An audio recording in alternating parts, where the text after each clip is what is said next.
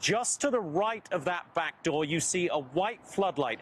A drone zoomed in on that earlier. That floodlight clearly damaged, and interesting to remember that the FBI confirmed that in that first ransom note, one of the things that they were particularly interested in is that the writer of that note mentioned a damaged floodlight. Law enforcement has still not identified any primary suspects in the disappearance of the 84-year-old mother of Today Show co-host Savannah Guthrie. The local sheriff's department says they are aware of another letter sent to a local news station but have not provided further detail.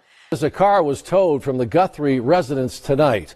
Now, Nancy Guthrie was last seen in her home in the Catalina foothills on Saturday night near Skyline and Campbell. And a lot of activity still happening there this evening. And late last night, what appeared to be a dark-colored SUV was towed away from the home. Late Friday, the road in front of Nancy Guthrie's home was shut down so investigators could conduct a follow-up search at the house and the surrounding areas. At the same time, the FBI and Pima County Sheriff said they're reviewing what they described as a new message in connection with her disappearance. Also learning law enforcement followed up on a tip involving a possible vehicle at a local Circle K. That's another piece of interesting information that we received today, that Circle K is something new to us. We're officers reviewing surveillance video. Authorities stress it's unclear whether that tip is connected to the case. I got nightmares in my head, I fear. Thoughts build up until I can't breathe. My mind fills up into a creature, and it haunts me somewhere much deeper. I got nightmares in my head, I fear. It's day 7 since 84-year-old Nancy Guthrie disappeared. Who are the possible suspects in this case?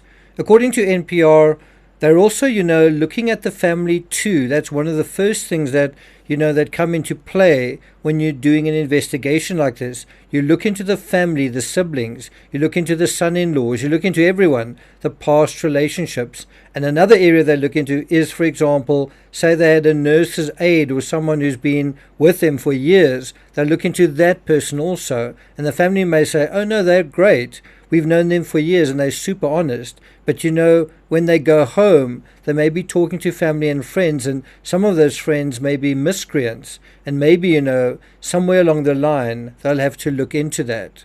And those are the comments of former NYPD detective and hostage negotiator Wally Zions.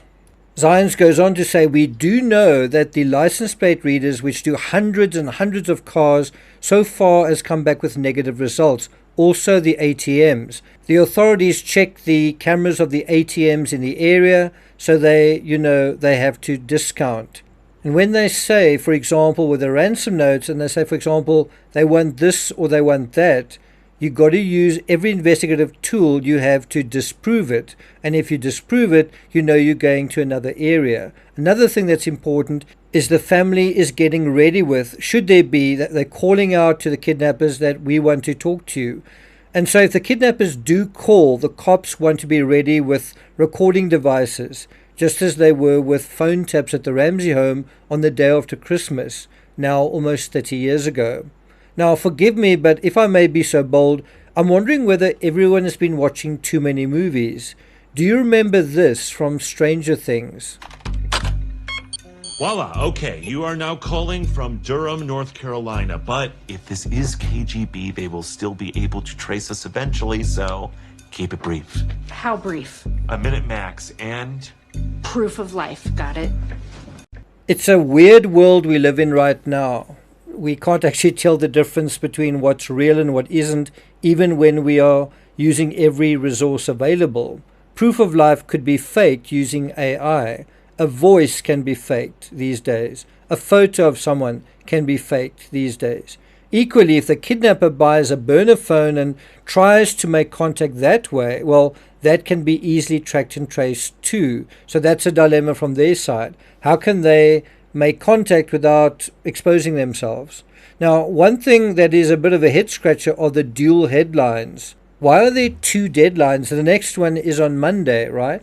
It just doesn't make a lot of sense that the kidnapper thinks that they have all the time in the world. Nancy's frail and she needs medication. On the other hand, how frail could she be if she lived alone? The ransom demand still seems to be in play, but as far as I'm concerned, it's becoming more and more of a pipe dream by the minute. The way to figure out who did what goes back, I think, to old-fashioned police work. Start questioning witnesses, question family members, look at CCTV, what vehicles were seen in the area. I actually think the vehicle is the best bet to go on. That's certainly how they caught Brian Koberger. Now, currently, this seems to be one of the best leads. Look at this map. 17-minute drive, just under 7 miles away, a Circle K surveillance. But did you know there's also a Circle K half as far away? It seems like it could be a shot in the dark, but one area where we can narrow down a lot of leads is thanks to narrowing down the timeline. And so often in true crime cases, the answer has a lot to do with time, especially the 1:47 a.m. when the doorbell camera disconnects, and then 2:28 a.m. when the pacemaker disconnects. There can't be a whole lot of traffic on the roads in that area after 2:28 a.m. And that's where you want to narrow it down and track and trace vehicles. Follow them as far as you can. Also, cell phones moving in and out of the area, pinging off towers. Meanwhile, People and many other news media have announced a new message. FBI announces a new message in Nancy Guthrie disappearance, also restricts road access to her home. Now, all of this suggests that kidnappers are trying to communicate and the victims are trying to make sure they aren't dealing with scammers. And as I say, this is the world we live in. During a live case, other people are cynically trying to cash in as well, but notice how quickly they have been caught. In the Elizabeth Smart case, and I actually dealt with that previously on this channel, it's a very, very unique case where someone was kidnapped and missing for 9 months, and this poor girl made it out of that situation alive.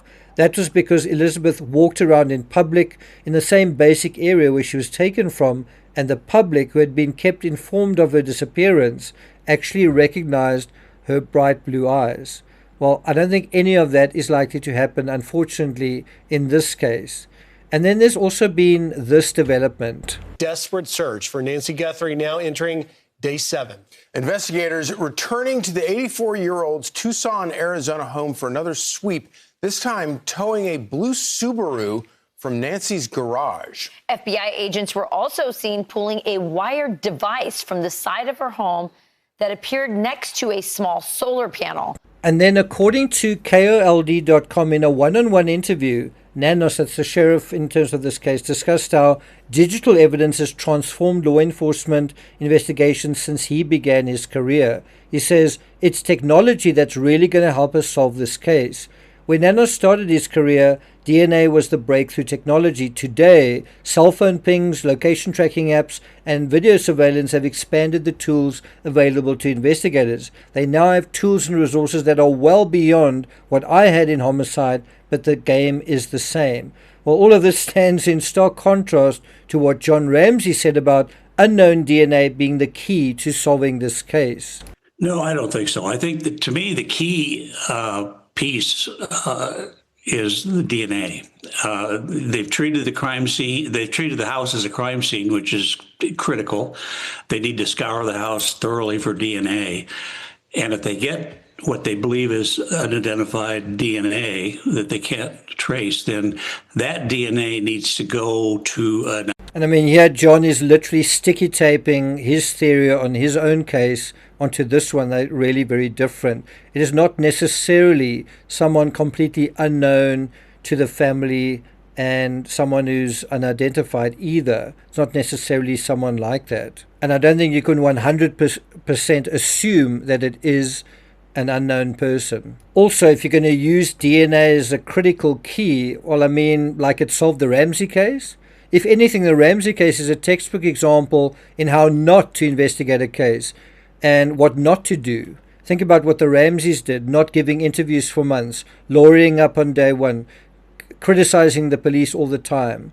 These are also textbook examples in how a case remains unsolved years later. So the question now is whether the vehicle that was spotted is going to provide a breakthrough. According to Sky News, on Friday, a spokesperson for the convenience store chain Circle K told NBC News that officers visited one of their stores after receiving a tip regarding a vehicle of interest, and our team has provided them access to the store surveillance video. I could be wrong, but I think they were talking about a van that didn't have any markings on it, and they thought this was quite suspicious. And one would think that a van would be the sort of vehicle that you would transport someone in if you didn't want that person to be seen. Officials have not said whether the vehicle or vehicles are connected to any part of the disappearance. Meanwhile, President Trump has also weighed in on this case, saying that they have strong evidence and answers could come very soon. Well, they had better. Today is day 7, and it feels like time is running out for poor Nancy and her anxious family. Our prayers are certainly with them. Well, I'm not going to take it further than that. Thank you for listening, and I'll see you guys next time.